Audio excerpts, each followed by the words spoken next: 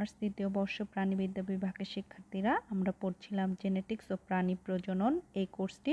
Course code 23-31-05। আমরা already বেশ কয়েকটি চ্যাপ্টার এখান থেকে শেষ করেছি। আজকে আমাদের যে অধ্যায়টা দেখব সেটা হচ্ছে দ্বাদশ অধ্যায়। অধ্যায়ের নাম মিউটেশন এবং ক্রোমোজোমাল অ্যাভারেশন।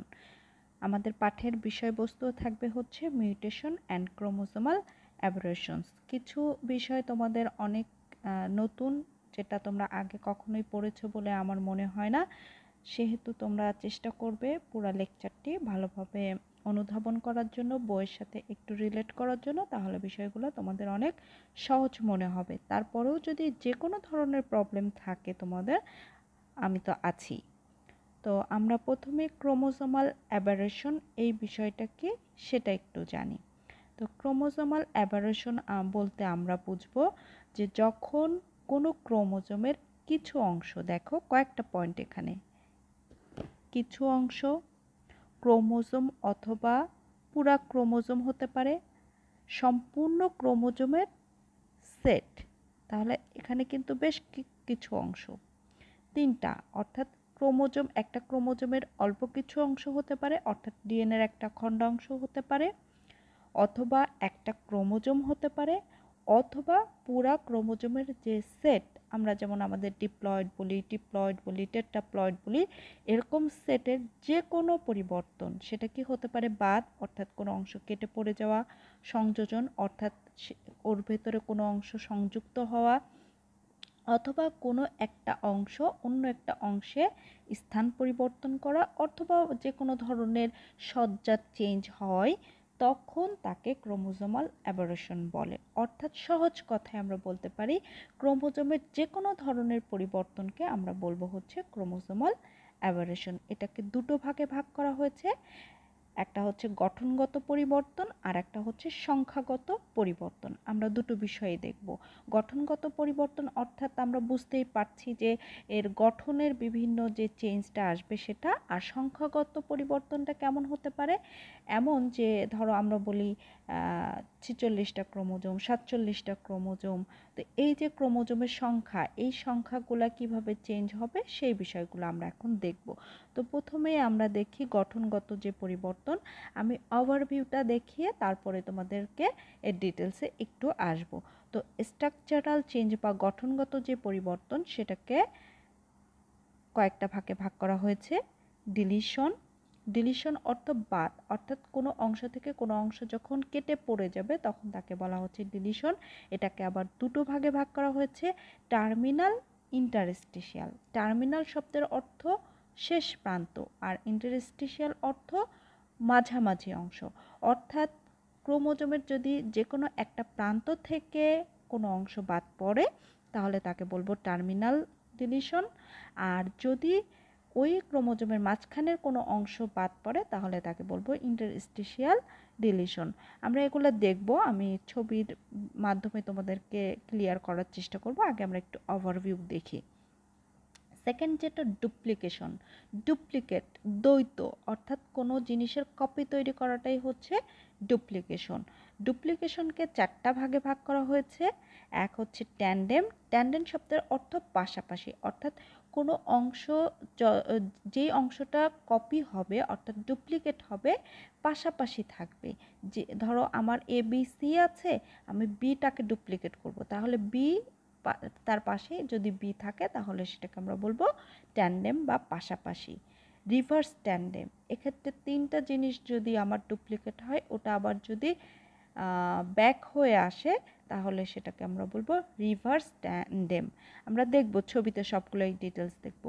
ডিসপ্লেসড হোমোব্রাঙ্কিয়াল, হোমো শব্দের অর্থ এক, এই ডুপ্লিকেশনটা যদি একই বাহুতে হয় তাহলে সেন্টোমিয়ারের উপরের অংশে একটা বাহু থাকে, নিচের অংশ একটা বাহু থাকে, এবং আমরা জানি যে ছোট বাহুটাকে পি বলে এবং বড় বাহুটাকে কিউ বলে। তো এইরকম যদি হয় যে শুধুমাত্র পি বাহুতেই আমার ডুপ্লিকেশনটা হয়েছে তাহলে তাকে বলবো হোমোব্রাঙ্কিয়াল, অথবা শুধু কিউ বাহুতেই হয়েছে তাহলে হচ্ছে হোমোব্রাঙ্কিয়াল। কিন্তু যদি ডিসপ্লেসড হেটেরোব্রাঙ্কিয়াল বলি তাহলে ভিন্ন বাহুতে, অর্থাৎ পি এবং কিউ দুটো বাহুতেই যদি এটা হয়ে থাকে তাহলে তাকে আমরা বলবো হচ্ছে ডিসপ্লেসড হেটেরোব্রাঙ্কিয়াল। এরপরে যেটা আছে সেটা হচ্ছে ইনভার্সন। ইনভার্সন অর্থ হচ্ছে 180 ডিগ্রি কোণে ঘুরে আসা।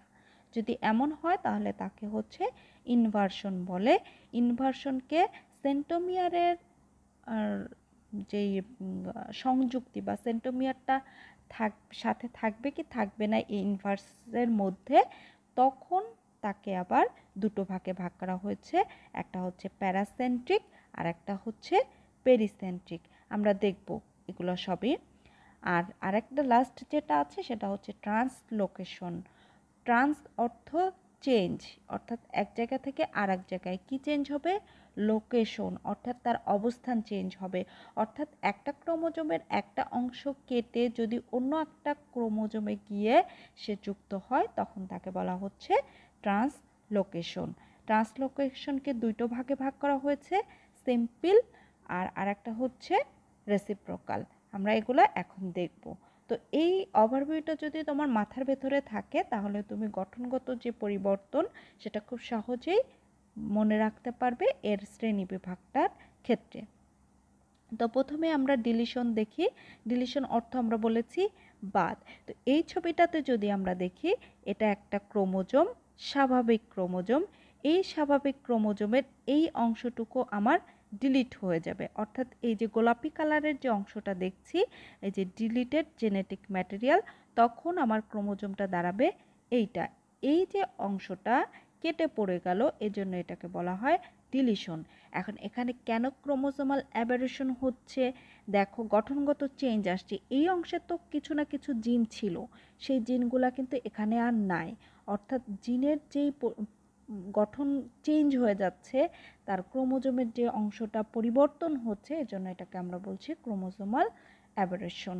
এরপরে ডিলিশনকে দুটো ভাগে ভাগ করেছিলাম, টার্মিনাল আর হচ্ছে ইন্টারস্টিশিয়াল। টার্মিনাল অর্থাৎ যে কোনো একটা প্রান্ত, এই প্রান্ত হতে পারে অথবা এই প্রান্ত হতে পারে, যে কোনো প্রান্ত থেকে যদি কেটে পড়ে যায় তাহলে সেটাকে বলা হবে টার্মিনাল। আর ইন্টারস্টিশিয়াল হচ্ছে মাঝেরটা। দেখো এই যে মাঝখান থেকে এই অংশটুকু কেটে এখানে দেখা যাচ্ছে না, এটাও কিন্তু আমার ইন্টারস্টিশিয়াল ডিলিশন। তো এইটা হচ্ছে ডিলিশনটা। এরপরে আমরা যেটা দেখেছিলাম ডিলিশনের মধ্যে আমরা যদি দেখি তাহলে দেখো টার্মিনাল আর ইন্টারস্টিশিয়াল, এইখানে যদি দেখো এ আর বি শুরুতে আছে, এখানে কেটে পড়ে গেছে অর্থাৎ নাই এক প্রান্ত থেকে, এজন্য এটা হচ্ছে টার্মিনাল। আর এখানে সি আর ডি কোথায় আছে, মাঝখানে আছে। দেখো A B E F G H এই কটাই কিন্তু এখানে পাওয়া যাচ্ছে, সি আর ডি এখান থেকে কেটে পড়ে গিয়েছে, এজন্য এটা হচ্ছে ইন্টারস্টিশিয়াল আর এটা হচ্ছে টার্মিনাল ডিলিশন। এরপরে আমরা দেখব ডুপ্লিকেশন, অর্থাৎ কপি তৈরি হবে। এখানে যদি আমরা দেখি এটা একটা স্বাভাবিক ক্রোমোজোম, এই ক্রোমোজোমের এই গোলাপি এবং যেই গ্রিন টাইপের যে কালারটা, এই দুটো কালার দেখো এখানে ডুপ্লিকেট হয়েছে। এটা তো আমার আগেই ছিল, এই অংশটুকু কি হয়েছে, এক্সট্রা পাওয়া গিয়েছে। এই যে এই হুবহু আরেকটা কপি তৈরি হলো, এজন্য এটাকে বলা হচ্ছে ডুপ্লিকেশন। ডুপ্লিকেশনকে আমরা কয়টা ভাগে ভাগ করেছিলাম, পাশাপাশি রিভার্স ট্যান্ডেম, ডিসপ্লেসড হোমোব্রাঙ্কিয়াল আর ডিসপ্লেসড হেটেরোব্রাঙ্কিয়াল। তাহলে এটা আমরা একটু দেখি যে কেমন হবে ডুপ্লিকেশনের ক্ষেত্রে। প্রথমটা দেখো, এটা হচ্ছে একটা normal chromosome, A B C D E F G H, আর এটা হচ্ছে সেন্টোমিয়ার। এখন দেখো ট্যান্ডেম ডুপ্লিকেশন মানে হচ্ছে পাশাপাশি। এখানে কোন অংশটুকু ডুপ্লিকেশন হয়েছে, বি সি ডি, এই যে এখানে দেখতে পাচ্ছি আমরা বি সি ডি। আবার দেখো রিভার্স, রিভার্স অর্থ কি উল্টিয়ে যাবে। এই যে ডুপ্লিকেশন উপরেরটা দেখছি বি সি ডি এই অর্ডারে ছিল, কিন্তু সেটা ডুপ্লিকেট হয়েছে, কিন্তু কোন অর্ডারে, রিভার্স অর্থাৎ ডি সি বি। আচ্ছা, ডুপ্লিকেশন অন ডিফারেন্ট আর্ম আমরা বলেছি যে ভিন্ন বাহুতে হলে হেটেরোব্রাঙ্কিয়াল, আর যদি একই বাহুতে হয় তাহলে হচ্ছে হোমোব্রাঙ্কিয়াল, এরকম যে বিষয়টা। তাহলে দেখো যে এই ক্ষেত্রে যদি আমরা দেখি যে এ বি সি ডি আমার কোন অংশটুকু, এই যে আমরা বি সি ডি প্রথম থেকে বলে আসছি যে এটাই আমার ডুপ্লিকেশনের মূল বিষয়। তো এখানে এই অংশটা ডুপ্লিকেশন এই বাহুতে, সেন্টোমিয়ারের এই বাহুতে না হয়ে হচ্ছে এই বাহুতে, এর জন্য এটা হচ্ছে হোমোব্রাঙ্কিয়াল, একই ক্রোমোজোমের মধ্যে। কিন্তু এখানে দেখো আরেকটা ভিন্ন ক্রোমোজোমে LMNOP কিউ এর মাঝখানে হয়েছে, এর জন্য এটা হচ্ছে হেটারোব্রাঙ্কিয়াল। ইনভার্সন 180 ডিগ্রি কোণে ঘুরে যাবে এই ধরনের যেটা, সেটাকে আমরা বলছি হচ্ছে ইনভার্সন। এখানে আমরা স্বাভাবিক ক্রোমোজোম, এই অংশটুকু আমার ইনভার্স হবে, অর্থাৎ গোলাপিটা ছিল উপরে আর টিয়া কালারটা হচ্ছে নিচে।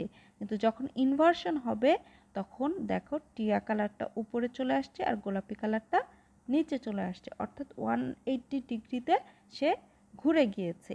এইটাকে আমরা বলবো হচ্ছে প্যারাসেন্ট্রিক, অর্থাৎ এই যে সেন্টোমিয়ার যেটা দেখছি সেটা কিন্তু এই অংশের মধ্যে নাই, অর্থাৎ সেন্টোমিয়ার যদি ওই ইনভার্সনের মধ্যে না আসে তাহলে সেটাকে আমরা বলবো প্যারাসেন্ট্রিক। আর এই চিত্রটা যদি আমরা দেখি, দেখো এই অংশে কিন্তু মাঝখানে এখানে সেন্টোমিয়ারটা আছে, অর্থাৎ সেন্টোমিয়ার যদি ওই ইনভার্সনের মধ্যে থাকে তাহলে আমরা তাকে বলবো পেরিসেন্ট্রিক। এই ছবিটাতে দেখো এখানে সেন্টোমিয়ারটা আছে। তাহলে আমরা ইনভার্সন বুঝলাম, প্যারাসেন্ট্রিক কাকে বলবো, পেরিসেন্ট্রিক কাকে বলবো। এরপরে আসি ট্রান্সলোকেশন। ট্রান্সলোকেশন মানে এক অংশ থেকে আর এক অংশে গিয়ে সে বসবে। এই ছবিটাতে এটা এ একটা ক্রোমোজোম, বি আর একটা ক্রোমোজোম, একই জোড়ার না কিন্তু এটা ডিফারেন্ট জোড়ার। তো এখান থেকে এই অংশটা কেটে পড়ছে আর এটা কেটেছে, কিন্তু কি হচ্ছে এই বি এর অংশ এতে এসে জোড়া হয়েছে আর এর অংশ বিতে জোড়া হয়েছে, যেটা আমরা এখানে দেখতে পাচ্ছি ভিন্ন দুটো কালারের ক্ষেত্রে। তো এদের ভেতরে দুই ধরনের ছিল, একটা হচ্ছে সিম্পল, সিম্পল জাস্ট কি হচ্ছে যে কোনো একটা অংশ কেটে আর একটা তো পড়েছে, এই যে এখান থেকে এই ক্রোমোজোম যেটা সেটার এই অংশটুকু কেটে এইখানে জোড়া লেগেছে, এটা সিম্পল, যে কোনো এক জায়গা থেকে কেটে আরও যে কোনো এক জায়গায় লাগতে পারে। আর যেটা রেসিপ্রোকাল সেটা হচ্ছে কি আমরা প্রথম যেটা দেখলাম যে পরস্পরের দুটো অংশ কাটবে এবং একজন আরেকজনকে এক্সচেঞ্জ করবে, এটা হচ্ছে রেসিপ্রোকাল। আর সিম্পলের ক্ষেত্রে সেটা এরকম না, দুজন একজনের আরেকজনকে এক্সচেঞ্জ করতে হবে, সেটা একজনেরটা কেটে অন্য যে কোনো কারোর অংশে গিয়ে সে সেটা যুক্ত হতে পারে, সেটা হচ্ছে সিম্পল ট্রান্সলোকেশন। তো এ পর্যন্ত ছিল আমার ট্রান্সলোকেশন। এখন আমরা আরেকটা টপিকসে আসবো, এক ক্রোমোজোমাল অ্যাবেরেশনের যেই ভেতর তার ভেতরে, সেটা হচ্ছে প্লয়েডি। ক্রোমোজোমের সেট সংখ্যা বা সেটে কোনো ধরনের পরিবর্তন ঘটে তখন তাকে বলা হচ্ছে প্লয়েডি। তাহলে প্রথমটা হচ্ছে ক্রোমোজোমের কোনো অংশে, কিছু অংশে, সেটা ছিল আমার গঠনগত। আর এখন আমরা সংখ্যায় চলে আসছি, সেটা হচ্ছে দেখো ক্রোমোজোমের সংখ্যা হতে পারে অথবা কি হতে পারে সেট, দুটোরই কোনো ধরনের পরিবর্তন ঘটলে তখন তাকে আমরা প্লয়েডি বলবো। সংখ্যা, ক্রোমোজোমের সংখ্যা বলতে কি, এই যে আমার 46টা, সেটা কত হতে পারে, 47 হতে পারে, 45 হতে পারে, 44 হতে পারে, এ ধরনের হচ্ছে সংখ্যা। আর সেটের ক্ষেত্রে আমরা কি বলি ডিপ্লয়েড, ডিপ্লয়েড। এদের যদি কোনো চেঞ্জ হয় তখন তাকে আমরা বলবো হচ্ছে প্লয়েডি। তো প্লয়েডিকে আবার দুটো ভাগে ভাগ করা হয়েছে, অ্যানিউপ্লয়েডি, ক্রোমোজোমের সংখ্যার যদি পরিবর্তন, তাহলে এখানে দুটো বিষয়, তো একটা হচ্ছে কি ক্রোমোজোমের সংখ্যা আর একটা হচ্ছে ক্রোমোজোমের সেট। তাহলে যখন সংখ্যায় পরিবর্তন ঘটবে তখন সেটা হচ্ছে অ্যানিউপ্লয়েডি, আর যখন সেটে পরিবর্তন ঘটবে তখন সেটা হচ্ছে ইউপ্লয়েডি। আশা করি তোমরা বুঝতে পেরেছো প্লয়েডি কি। প্লয়েডিতে দুটো বিষয় কিন্তু, ক্রোমোজোমের সংখ্যা অথবা সেটের কোনো পরিবর্তন। আর সংখ্যায় পরিবর্তন হলে অ্যানিউপ্লয়েডি আর সেটে পরিবর্তন হলে ইউপ্লয়েডি। তো প্রথমে আমরা দেখি অ্যানিউপ্লয়েডি, যেটা আমরা বলেছিলাম ক্রোমোজোমের সংখ্যার পরিবর্তন যখন সমস্ত ক্রোমোজোম সেটে বা জিনোমে না ঘটে, সেটের অংশ বিশেষে অর্থাৎ এক বা একাধিক ক্রোমোজোমে ঘটে, তখন এই ধরনের ঘটনাকে আমরা অ্যানিউপ্লয়েডি বলি। এটাকে আবার দুটো ভাগে ভাগ করা হয়েছে, একটা হচ্ছে হ্রাস পাওয়া, অর্থাৎ ক্রোমোজোমের যে পারফেক্ট সংখ্যা তার থেকে কমে গেলে সেটাকে বলা হবে হ্রাস পাওয়া, তার ভেতরে আছে মনোজমিক। মনো অর্থাৎ এক, অর্থাৎ কোনো ক্রোমোজোম সেট থেকে যদি একটা ক্রোমোজোম চলে যায় তখন তাকে বলবো হচ্ছে মনোজমিক। দ্বৈত মনোজমিক। এখন দ্বৈত অর্থাৎ দুইবার যাবে একটা একটা করে। সেটা কেমন? ধরো এই যে 2n-1 যেটা আমরা লিখেছি, সেখানে 1 নাম্বার জোড়ায় ছিল দুটো ক্রোমোজোম, তার থেকে একটা চলে গেল, মনোজমিক। দ্বৈত মনোজমি তখন এই 1 নাম্বার জোড়া থেকেও যাবে, আবার ধরলাম আরেকটা আছে আমার 5 নাম্বার জোড়া, 5 নাম্বার জোড়া থেকেও আরেকটা যাবে। তাহলে টোটাল সেট হচ্ছে ডিপ্লয়েড, তার 1 নাম্বার থেকে একটা গিয়েছে, 5 নাম্বার থেকে একটা গিয়েছে, এর জন্য এটাকে দুটো থেকে একটা একটা গিয়েছে, এর জন্য দ্বৈত মনোজমিক। নালীজমি অর্থাৎ একটা থেকে দুটো, দেখো কয়টা মাইনাস, দুটো, অর্থাৎ এক জোড়া, অর্থাৎ 1 নাম্বারের দুটোই যদি চলে যায় তাহলে সেটাকে বলবো হচ্ছে আমরা নালীজমিক। এখানে মাথায় রাখবা আমাদের ক্ষেত্রে যদি আমরা বলি, প্রথমটার ক্ষেত্রে আমাদের টোটাল থাকে কত, 46 মাইনাস 1 কত হলো 45।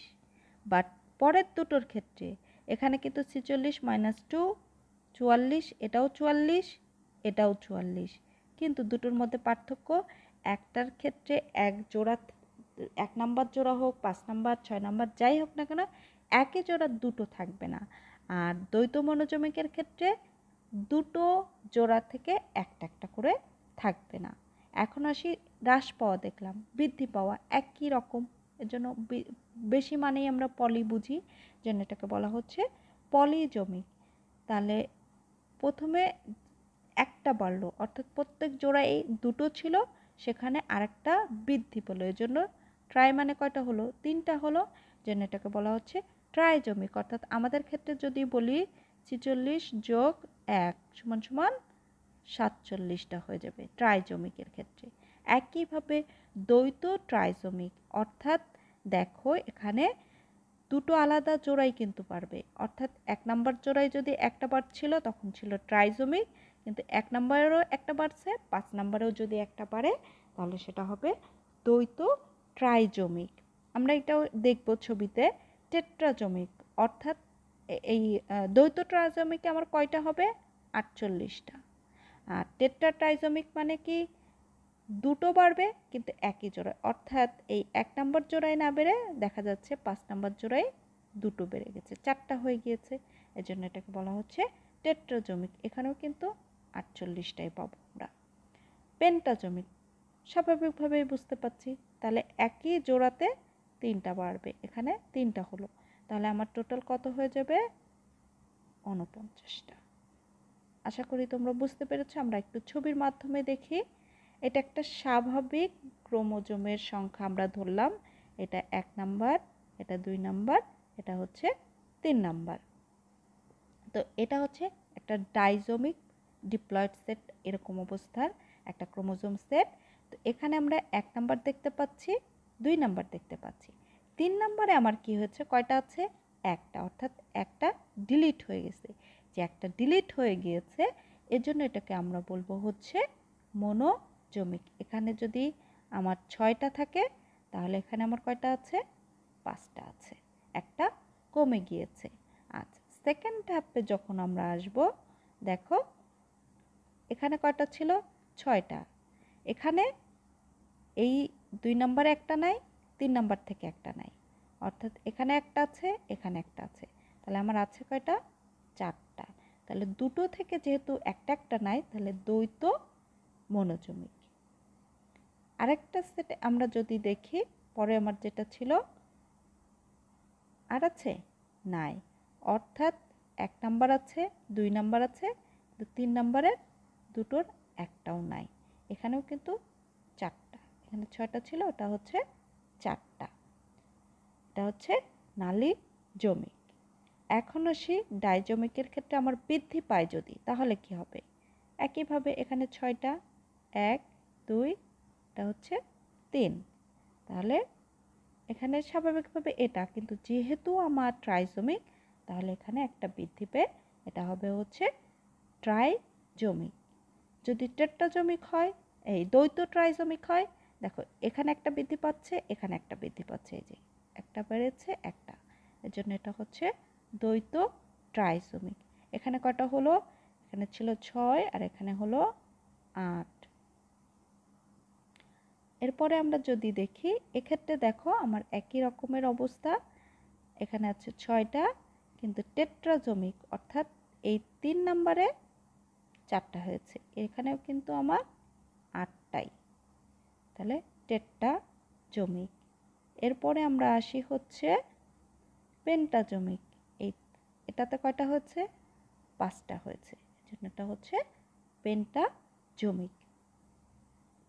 এখন আসি ইউপ্লয়েডি। আমরা কিন্তু এতক্ষণ ক্রোমোজোমের সংখ্যায় ছিলাম, এখন কোথায় চলে আসব, সেটের পরিবর্তনে, অর্থাৎ যখন ক্রোমোজোম সেটের সংখ্যার পরিবর্তন ঘটবে তখন তাকে বলা হচ্ছে ইউপ্লয়েডি। এটা সাধারণত 2 ধরনের, একটা হচ্ছে মনোপ্লয়েডি, এক সেট ক্রোমোজোমের ক্ষেত্রে হ্যাপ্লয়েড, সাধারণত মৌমাছি, লোয়ার শ্রেণীর কিছু উদ্ভিদ, গ্যামেটোফাইট উদ্ভিদ এ ধরনের যারা আছে তাদের ক্ষেত্রে এই পরিবর্তনটা দেখা যায়। ডিপ্লয়েড তো আমরা জানি 2 সেট ক্রোমোজোম যাদের থাকে। আর পলিপ্লয়েডি হচ্ছে মিনিমাম 3 বা তার বেশি যখন থাকবে তখন তাকে বলবো পলিপ্লয়েডি। এই যে ট্রাই, টেট্রা, পেন্টা, হেক্সা, এর অর্থ তো আমরা বুঝি যে 3, 4, 5, 6। তো এই পলিপ্লয়েডকে আবার ভাগ করা হয়েছে প্রাইমারি, কয়েক ভাগে ভাগ করা হয়েছে। তো আমরা প্রথমে দেখি একটা ভাগ প্রাইমারি, সেকেন্ডারি। প্রাইমারি কাদেরকে বলবো, এদের ক্ষেত্রে সর্বদা জোড় সংখ্যক, এবং পলি শব্দের অর্থ কি, মিনিমাম কয়টা, 3টা, তাহলে 3-এর পরবর্তী জোড় শুরু হবে কত, 4, তাহলে 4, 6, 8, 10, 12 এভাবে যেগুলো আসবে সেগুলো হচ্ছে প্রাইমারি পলিপ্লয়েড। সেকেন্ডারি যারা, তাদেরকে বলা হচ্ছে দুটো ভিন্ন প্লয়েডি যুক্ত জীবের ক্রস ঘটিয়ে, তার মানে প্লয়েডি হতে হবে ভিন্ন প্লয়েডি, অর্থাৎ একটা যদি 4 থাকে আর একটা 3 হতে হবে, 2 হতে হবে, যাই হোক না কেন একই রকম হবে না, ভিন্ন রকম হবে। এরকম জীবের ক্রস ঘটিয়ে যেটা পাওয়া যাবে সেটাই হচ্ছে সেকেন্ডারি। তো আমরা দেখি এটা দুজনই, আমার এটা হচ্ছে একটা প্রাইমারি প্লয়েডে আর এটা একটা ডিপ্লয়েড। তো এদের ক্ষেত্রে কি হচ্ছে, গ্যামেট যখন তৈরি হয় অর্ধেক হয় আমরা জানি। তো এদের ক্ষেত্রে আমার 2n, যখন এরা প্রাণীটা তৈরি হবে সেটা হচ্ছে 3n। দেখো এ তো প্লয়েডে আসেই, পরবর্তীতে আমি আরেকটা প্লয়েডি পেয়েছি, এজন্য এটাকে বলা হচ্ছে সেকেন্ডারি প্লয়েডি। তাহলে বুঝতে পেরেছো প্রাইমারি আর সেকেন্ডারি কাকে বলছি। এরপরে আমরা দেখব অটোপ্লয়েডি, অ্যালোপ্লয়েডি, অটো অ্যালোপ্লয়েডি। এই 3টার ক্ষেত্রে প্রথমে আসে অটোপ্লয়েডি, অর্থাৎ একই ধরনের জিনোম সেট থাকবে। এদের ক্ষেত্রে আমরা যদি দেখি এমন হতে পারে, সেটা কেমন হতে পারে, ধরো একটার ক্ষেত্রে এটা আসলো গ্যামেট আর একটার গ্যামেট এইটা, তাহলে এরা মিলে তৈরি করলো আমার হচ্ছে এইটা, তাহলে সবই কি একই ধরনের। এরপরে আমরা যেটা দেখব সেটা হচ্ছে অ্যালোপ্লয়েড, ভিন্ন ধরনের জিনোম সেট, অর্থাৎ একই রকমের হবে না। এক্ষেত্রে যদি আমরা বলি, ধরো এই হচ্ছে একটা প্রাণী আর এই হচ্ছে আর একটা প্রাণী, এরা যখন গ্যামেট তৈরি করে, এ তৈরি করে এইটা আর এ তৈরি করে এইটা, এরা মিলে তখন তৈরি করছে, এই যে যখন বাইভ্যালেন্ট হয় এখানে তখন কি হয়, এরা আর এরা একসাথে জোড়া বাঁধে। এই যে ভিন্ন ধরনের জিনোম সেটটা যখন একসাথে হয়ে একটা প্রাণী সৃষ্টি করে তখন তাকে বলা হচ্ছে অ্যালোপ্লয়েডি।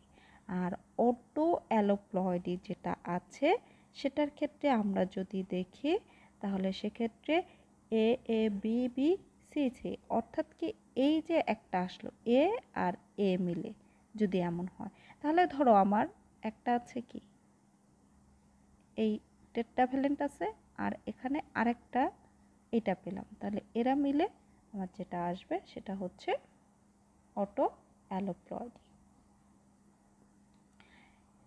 আমার অ্যাবারেশনটা গিয়েছে, আমাদের আরেকটা পার্ট যেটা ছিল মিউটেশন, যদিও তোমাদের টপিকস হিসাবে আগে মিউটেশন পরে অ্যাবারেশন, কিন্তু মিউটেশনটা আমি একটু পরেই রেখেছি আর এটাকে আগে দিয়েছি। তো মিউটেশনের প্রকারভেদ একটু বেশ বড়।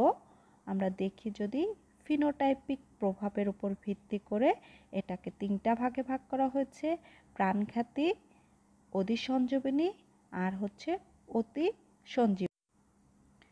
তো প্রাণঘাতী নাম শুনেই আমরা বুঝতে পাচ্ছি যে এই ধরনের মিউটেশন, আচ্ছা, আগে মিউটেশনটা কি এটা তোমাদেরকে তো বলা হয়নি। মিউটেশন হচ্ছে ক্রোমোজোমের যে কোনো ধরনের চেঞ্জ। সাধারণত আমরা এই ধরনের মিউটেশনের ক্ষেত্রে বলি জিন লেভেলের চেঞ্জ।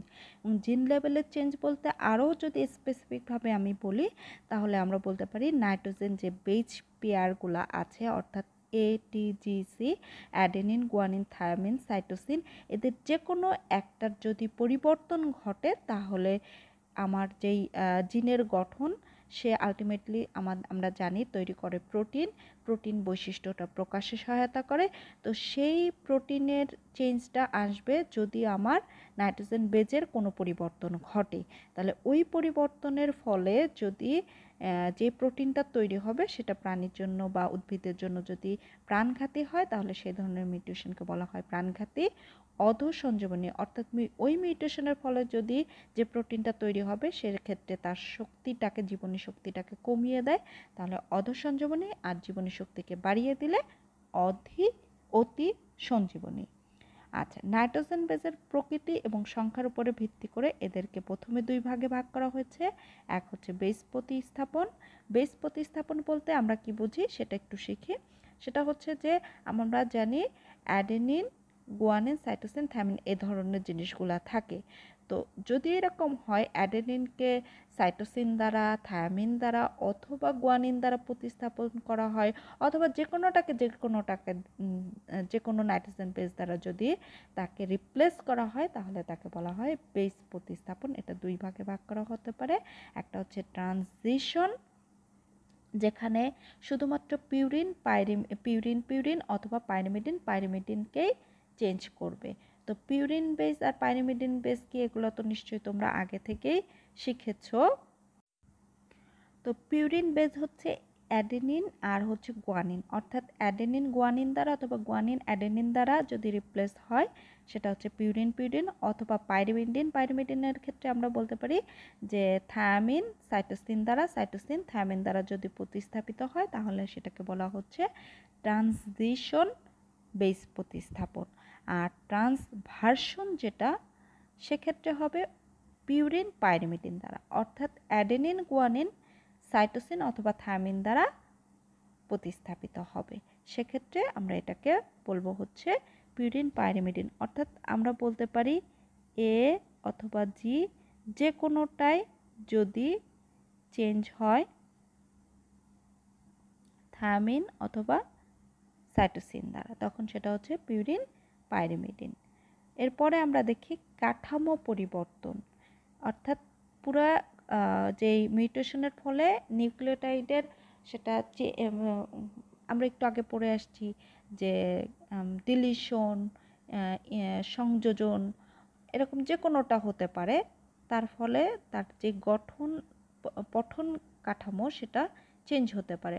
অর্থাৎ এটিজিসি এরকম ছিল, জি যদি ডিলিট হয়ে যায় তাহলে আগে তিনটা অংশ মিলে একটা কোডন তৈরি করে, সেই কোডন কিন্তু তখন চেঞ্জ হয়ে যাবে। এ ধরনেরকে বলা হয় কাঠামো পরিবর্তন। এটা 2 ভাবে হতে পারে, ঘাটতি বা ডিলিট আমি যেটা বললাম, আর সংযোজন, যেটা সাধারণত ডুপ্লিকেশন হলে এ ধরনের সংযোজন হয়ে থাকে। ট্রান্সলোকেশনের ক্ষেত্রেও হতে পারে। পলিপেপটাইড শৃঙ্খলে পরিবর্তন, এটার উপর ভিত্তি করে এটাকে 3টা ভাগে ভাগ করা হয়েছে। অপসংজ্ঞা, যে ক্ষেত্রে হয় কি যে চেঞ্জটা যাই হোক না কেন, সেই চেঞ্জটা যে প্রোটিনটা তৈরি করবে সেটা বৈশিষ্ট্যটাকে খুব বেশি চেঞ্জ করতে পারবে না, বৈশিষ্ট্যটা কার্যকর থাকবে। এরকম যদি চেঞ্জ হয় কোথাও, তাহলে সেটাকে বলা হচ্ছে অপসংজ্ঞা। আচ্ছা, প্রোটিনটার ক্ষেত্রে যদি এরকম হয় যে প্রোটিন তৈরি হওয়ার ক্ষেত্রে আমরা জানি যে একটা নির্দিষ্ট অংশে গিয়ে স্টপ কোডন থাকে। Stop codon protein synthesis stop করে দেয়। কিন্তু যদি এরকম হয় যে শেষ প্রান্ত যাওয়ার আগে, মাঝখানে বা তারও আগে কোথাও স্টপ কোডনের কোনো একটা বেজ চেঞ্জ হয়ে সেটা স্টপ কোডনের সৃষ্টি করেছে, তাহলে প্রোটিন সংশ্লেষণ বা প্রোটিন তৈরিটা বন্ধ হয়ে যাবে। তখন যেই প্রোটিনটা তৈরি হবে সেটা আসলে কোনো কার্যকর প্রোটিন থাকবে না, তখন এই ধরনের মিউটেশনকে সংজ্ঞাহীন বলে, অর্থাৎ প্রোটিনটা নিষ্ক্রিয় থাকে। আচ্ছা, সমাপ্তি কোডনে এক্ষেত্রে হয় যেটা, যেখানে সমাপ্তি হওয়ার কথা সেখানে না হয়ে সেটা চেঞ্জ, সেটা আবার প্রোটিন তৈরি করতে সহায়তা করবে, অর্থাৎ সিকলটা অনেক বেশি লম্বা হয়ে যাবে। এ ধরনের যদি চেঞ্জ হয় তাহলে সমাপ্তিকরণে চেঞ্জ। আরেকটা হচ্ছে নীরব মিউটেশন। এমন হতে পারে যে ধরো এ এ সি যেই অ্যামাইনো অ্যাসিডটা তৈরি করতো, এ এ জি সেম অ্যামাইনো অ্যাসিড তৈরি করলো, অর্থাৎ এই সি এর জায়গায় কে চলে আসলো, জি চলে আসলো, কিন্তু সেখানে প্রোটিন, আমি সাপোজ আমি এক্স্যাক্ট এটাই হবে এমন না, ধরো লিউসিন যদি থাকতো তাহলে এও লিউসিন তৈরি করেছে, তাহলে কিন্তু প্রোটিনের মিউটেশন হয়েছে কিন্তু প্রোটিনের কোনো চেঞ্জ হয়নি। এ ধরনের চেঞ্জকে বলা হয় হচ্ছে নীরব মিউটেশন। দ্বিতীয়বার মিউটেশন, অর্থাৎ একবার মিউটেশন হয়ে যাওয়ার পরেও যদি ওই আবার যদি সেখানে মিউটেশন ঘটে তাহলে তাকে বলা হয় দ্বিতীয়বার মিউটেশন। এটা দুই রকম হতে পারে। বিপরীত মিউটেশন, অর্থাৎ দ্বিতীয় পরিবর্তন প্রথমটাতে ফিরে আসে, অর্থাৎ মিউটেশন হয়ে এ জি সি ছিল, এটা মিউটেশন হয়ে হলো হচ্ছে এটি সি, কিন্তু পরবর্তী দ্বিতীয়বার যখন মিউটেশন হলো এইটা চেঞ্জ হয়ে আবার জিতে ফিরে আসলো। এই ধরনের মিউটেশনকে বলা হয় বিপরীত মিউটেশন। আর আরেকটা হচ্ছে অবদমন, একটি আরেকটিকে দমিয়ে দেয়, অর্থাৎ কীরকম, এইখানে একটা মিউটেশন হলো, এই মিউটেশনের ফলে এইটা যখন তৈরি হলো সেখানে কিছু প্রোটিনে প্রবলেম ছিল, তো কি হলো, ওই জিনেরই অন্য একটা জায়গায় গিয়ে আর একটা মিউটেশন ঘটলো, টি টি সি ছিল হলো জি টি সি। এই যে প্রথমবার কিন্তু এখানে মিউটেশন হয়েছে, দ্বিতীয়বার এখানে মিউটেশন হয়েছে, এই মিউটেশনের যে প্রবলেমটা ছিল এই মিউটেশন সেটাকে অবদমন করলো, অর্থাৎ প্রশমিত করে দিল। এই ধরনের মিউটেশনকে বলা হচ্ছে অবদমন। অবদমন আবার দুটো ভাগে হতে পারে, অন্তঃজিন অর্থাৎ একই জিনের মধ্যে হতে পারে, আর একটা হচ্ছে আন্তঃজিন ভিন্ন জিনে হতে পারে। ধরো এইটা যদি একই জিনের মধ্যে ঘটে এই মিউটেশনটা তাহলে অন্তঃজিন, আর দুটো আলাদা জিনে হলে আন্তঃজিন। এই ছিল মিউটেশনের প্রকারভেদ। এখন আসি মিউটেশনের আবিষ্কার। আবিষ্কারটা একটু ভালো করে পড়বা, যেহেতু এটা তোমাদের সেকেন্ড ইয়ারে না তোমাদের ছিল না। তো দেখো এখানে আমরা মেল ফিমেল তো আমরা সাইন বুঝি, তো এটা একটা মেল, রেডটা দিয়ে আমার এক্স ক্রোমোজোম এবং আমি গ্রিনটা দিয়ে ওয়াই ক্রোমোজোমকে বোঝানোর চেষ্টা করেছি। তার সাথে আমরা ক্রস ঘটাবো, একটা হচ্ছে ফিমেলের, যেখানে এখানে রেডটা হচ্ছে স্বাভাবিক এক্স ক্রোমোজোম, আর যেটা ইয়েলো কালারের সেটা হচ্ছে আমার সিবিএল, এই জিনটা এখানে আছে। এটা কি জিন আমি একটু বলছি। সি হচ্ছে, এই সি জিনটা যদি থাকে তাহলে এই ক্রোমোজোমে কখনোই ক্রসিং ওভার ঘটবে না।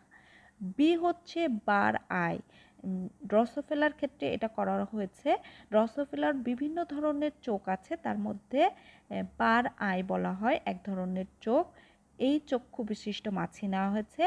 আর এলটা হচ্ছে একটা লিথাল জিন, অর্থাৎ এই জিনের উপস্থিতি প্রাণীটাকে মেরে ফেলবে, কিন্তু অবশ্যই সেটা প্রচ্ছন্ন অবস্থায় হোমোজেগাস হতে হবে। এই যে ফিমেলটা সে কিন্তু বেঁচে আছে, কারণ এইখানে তার লিথাল থাকলে এখানে বড় হাতের এল আছে, সেজন্য কিন্তু এই ফিমেলটা বেঁচে আছে। পুরুষের ক্ষেত্রে এক্ষেত্রে কি হয়, যদি এই এলটা এখানে চলে আসে কোনোভাবে, ছোট হাতের এলটা, তাহলে কিন্তু এ মারা যাবে, কারণ এর তো হোমোজেগাস হওয়ার কোনো সুযোগ নাই, এগুলো তো আমরা বুঝি। তো এক্ষেত্রে আমার যেটা হবে, দেখো দুই ধরনের গ্যামেট তৈরি করলো, এইটা আর এটা তৈরি করলো। তো এক্ষেত্রে আমার এইটা 1 2 আমি ধরলাম 3 4, তাহলে 1 আর 3 মিলে তৈরি করলো হচ্ছে দুটোই এক্স, তাহলে অবশ্যই এটা ফিমেল হবে, স্বাভাবিক হবে, কারণ দুটোই স্বাভাবিক আছে তার। এটা হচ্ছে 1 আর 4, তাহলে দেখো এটাও ফিমেল হবে, কিন্তু মিউটেশন হয়েছে। আমরা এই এলটাকে ধরবো হচ্ছে মিউটেশন হিসাবে। তো এটা মিউটেশন হয়েছে 2 আর 3 মিলে যেটা হবে এখানে স্বাভাবিক, কারণ এখানে কোনো সমস্যা নাই, এক্স ক্রোমোজোমে তো কোনো সমস্যা নেই। 2 আর 4 যখন আসবে তখন দেখো এটা মৃত। কেন মৃত? কারণ এখানে কি আছে, এল জিন আছে। এই এল জিনটা এখানে আসছে, লিথাল আসলেই পুরুষের ক্ষেত্রে সে মারা যাচ্ছে। এটা আমার কোন জেনারেশন? F1 generation. এখন যখন সেকেন্ড জেনারেশনে আমি আসছি, দেখো এইটা কিন্তু একটা মেল, এটা তো আমার ওয়াই ক্রোমোজোম, আমি আগেই বলেছি। এই অংশটা কি? এইটা হচ্ছে আমার এক্স রে দিয়া, আমি ওই যে লাল রঙেরটা কিন্তু স্বাভাবিক এক্স ক্রোমোজোম ছিল, এইটা আমার স্বাভাবিক ক্রোমোজোম না। তো মিউটেশনের বিভিন্ন কারণে হতে পারে। আমি যদি কৃত্রিমভাবে মিউটেশন করাতে চাই তাহলে আমি এক্স রে দিতে পারি, গামা রে দিতে পারি, বিভিন্ন রাসায়নিক উপাদান দিতে পারি। তো এখানে আমি এক্স রে ব্যবহার করেছি। এক্স রে যদি দেওয়া হয় তাহলে এই এক্স ক্রোমোজোমে এই জিনটা, বড় হাতের এল যে জিনটা ছিল সে মিউটেট হয়ে ছোট হাতের এলে পরিণত হতে পারে। তো সেটা হবে কি হবে না, মিউটেশন ঘটবে কি ঘটবে না, সেটা আমরা একটু দেখি। সে এই প্রজেনিগুলা দেখে সেটা আইডেন্টিফাই করা সম্ভব কিনা। এক্স রে দিয়ে আমি এটাকে করেছি, তার সাথে একটা ওই যে স্বাভাবিক এটা, আর এটা তো ছোট হাতের এল আছে আমরা জানি।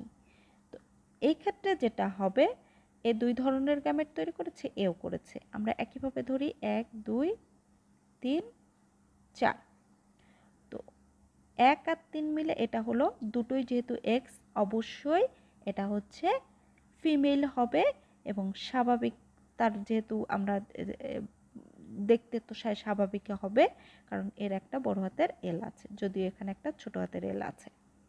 আচ্ছা, এখানে যেটা হবে, এখানেও কিন্তু এল, এখানেও কিন্তু এল, এবং সে ফিমেল। তাহলে এক্স রে দ্বারা প্রভাবিত এটা বোঝা যাচ্ছে।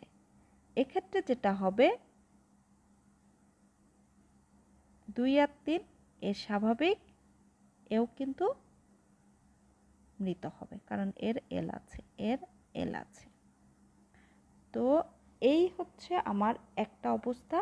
আরেকটা ক্ষেত্রে যদি আমার হয় তাহলে আমরা দেখি, এক্ষেত্রে দেখো আমরা কাকে নিয়েছি, একে নিয়েছি, এই ফিমেলটাকে নিয়েছি।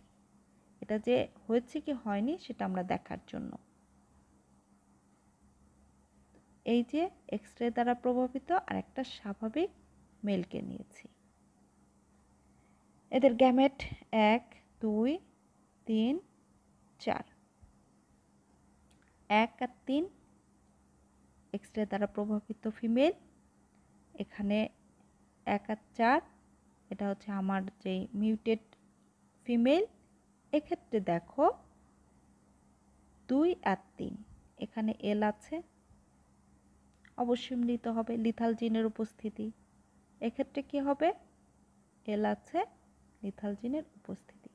এই পরীক্ষাটার মাধ্যমে সে এটাই প্রমাণ করেছে যে এক্স রে দিয়ে এই জিনটা যেটা যেই ক্রোমোজোমটা স্বাভাবিক ছিল সেই ক্রোমোজোমটাকে যখন মিউটেশন ঘটিয়ে লিথাল জিনটাকে নিয়ে আসা হয়েছে, তখন কিন্তু এটা তো স্বাভাবিকভাবে মারা যাবে, আমরা আগেই শিখেছি, কিন্তু এও মারা যাচ্ছে। অর্থাৎ কোনো পুরুষ মাছি পাওয়া যাচ্ছে না, সবগুলাই স্ত্রী মাছি পাওয়া যাচ্ছে।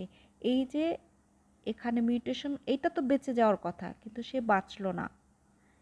এক্ষেত্রে এটাকে বলা হচ্ছে মিউটেশন ঘটেছে, এবং এর মাধ্যমে আবিষ্কার করা হয়েছে যে মিউটেশনটা সংঘটিত হয়। আমরা এখন দেখব মিউটেশনের কারণ। তো মিউটেশনের কারণকে দুটো ভাগে ভাগ করা হয়েছে। একটা হচ্ছে স্বতঃস্ফূর্ত, অর্থাৎ ন্যাচারাল যে মিউটেশন, প্রকৃতিতে যে কোনো সময় যে কোনোভাবে যেটা হয় সেটা হচ্ছে স্বতঃস্ফূর্ত মিউটেশন। আর একটা হচ্ছে আবেশিত মিউটেশন, যেটা কৃত্রিমভাবে করা হয়ে থাকে, সেটাকে বলা হচ্ছে। তো টটোমেরিজম হচ্ছে স্বতঃস্ফূর্ত মিউটেশনের মধ্যে পড়ে। এক্ষেত্রে যেটা হয় যে ডিএনএর গঠনের ক্ষেত্রে নর্মালি যেটা থাকে, এর যে স্ট্রাকচারটা এটা হচ্ছে কিটো ফর্মে থাকে, তবে কখনো কখনো এটা হচ্ছে ইনল ফর্মে চলে যায়। তো এই যে চেঞ্জটা, যে এটা স্বাভাবিক হতেই পারে, এটা কোনো মানে গঠনগত দিক থেকে এরকম যে যে কোনো সময় যে কোনো গঠন তার তৈরি হতে পারে। এই ঘটনাটাকে মূলত বলে হচ্ছে টোটোমরিজম। তো যখন ইনল ফর্মে চলে আসে তখন দেখা যায় কি যে বেস পেয়ারের ভেতরে যে আমরা ট্রান্সভার্সন পড়ে আসলাম বেস প্রতিস্থাপনের, সে ধরনের ঘটনাগুলো ঘটে যায়। যখনই ঘটে তখন সেটা হচ্ছে মিউটেশন হয়ে থাকে। আবেশিত মিউটেশনকে রাসায়নিক মিউটেশনের মাধ্যমে করতে পারি অথবা বিকিরণের মাধ্যমেও করতে পারি। রাসায়নিক মিউটেশনের ভেতরে আবার 3 ধরনের হতে পারে। বেস অ্যানালগ, অর্থাৎ বেস সাদৃশ্য কিছু উপাদান, যেমন থায়ামিন, অ্যাডেনিন, সাইটোসিন এর মতন দেখতে এরকম কিছু রাসায়নিক উপাদান যেটা অ্যাডেনিনের পরিবর্তে বসে অ্যাডেনিনের ন্যায় কাজ করে বা গুয়ানিনের ন্যায় কাজ করে, সাইটোসিনের ন্যায় কাজ করে, এরকম কিছু উপাদানকে বেস অ্যানালগ বলে। এমন হচ্ছে 5-ব্রোমো ইউরাসিল, 5-ব্রোমো ডিঅক্সি ইউরিডিন, 2-অ্যামাইনো পিউরিন, এ ধরনের উপাদানগুলো বেস অ্যানালগ হিসেবে কাজ করে। বেস পরিবর্তন করতে পারে, বেস যেই বেসটা আছে তাকে চেঞ্জ করে অন্য বেজে রূপান্তর করতে পারে। Nitrous acid, hydroxyl amine, alkyl মূলকযুক্তকারী কিছু উপাদান, এ ধরনের উপাদান বেসটাকে পরিবর্তন করে ফেলতে পারে। এই যে আমি বলেছিলাম যে ইনল ফর্ম থাকলে হচ্ছে টোটোমরিজমে বেস চেঞ্জ হয়। তো অ্যালকাইল মূলক তো অ্যালকোহল, ইনল এই ধরনের গঠনের অনুরূপ দেখেও কিন্তু এদের বেস পরিবর্তন হয়। আর ডিএনএ বিকৃতকারী কিছু বিকৃত করে দিলেও আমার মিউটেশনটা হয়ে থাকে। এর ভেতরে ইনভার্সন, ডিলিশন, আমি ইনভার্সন করে দিলাম, ডিলিশন করে দিলাম কৃত্রিম উপায়, তাহলে এটা হতে পারে। আর বিকিরণের মধ্যে 2 ধরনের, একটা হচ্ছে আয়ন সৃষ্টি করতে পারে, আর হচ্ছে যেটা হচ্ছে অতিবেগুনি রশ্মি। আর আয়ন সৃষ্টি করতে পারে না এমন হচ্ছে অতিবেগুনি রশ্মি, আর আয়ন সৃষ্টি করতে পারে এমন হচ্ছে এক্স রে, আলফা রে, বিটা, গামা, নিউট্রনস, এ ধরনের উপাদান হচ্ছে দ্বারা মিউটেশন হয়। তবে আমরা X ray, alpha, beta, gamma এ ধরনের উপাদান দিয়ে অনেক বেশি করে থাকি মিউটেশন। তো এ পর্যন্তই তোমাদের এই চ্যাপ্টারটা ছিল। আশা করি তোমরা এটা বুঝতে পেরেছো। এটা ভালোভাবে পড়ার চেষ্টা করবে। সাথে থাকার জন্য সবাইকে ধন্যবাদ। সবাই ভালো থাকবে, সুস্থ থাকবে। আল্লাহ হাফেজ।